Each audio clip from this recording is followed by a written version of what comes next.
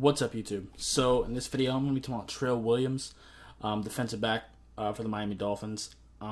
We have just picked him up from the New Orleans Saints. He is an undrafted rookie.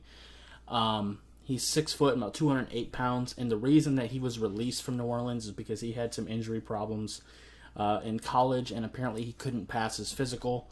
It is an ankle injury he got this past season, which really does suck. But as far as him as a player goes, I see him more as like a box safety for me. He can play some nickel a little bit. I don't really want him playing free because I don't really think he has the range to really do that.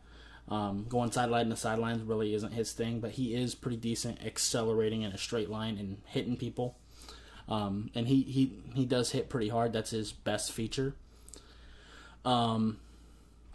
He does get a little bit too aggressive sometimes, and he can be tricked with misdirection, and he does take some bad angles being too aggressive.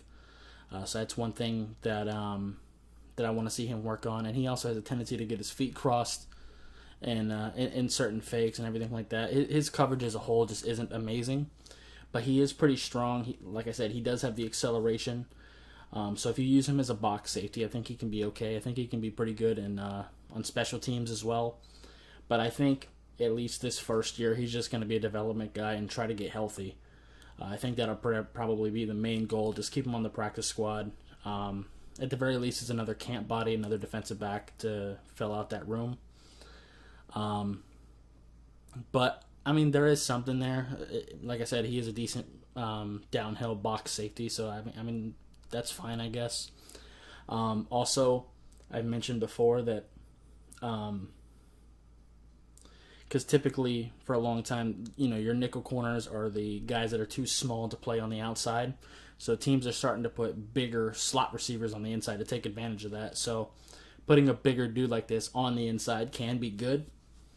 Like, for example, like Nick Needham is a pretty small guy. So if I were planning to play against the Dolphins, like let's say the Kansas City Chiefs, right? I'm going to try to make it where Travis Kelce is in front of Nick Needham. And try to take advantage of that size. So this just kind of allows you to play matchup a little bit, just, size-wise and everything like that. Not that I'd want this guy guarding Kelce, but you get the point. But, yeah. Anyway, I think that's pretty much going to be it for this video.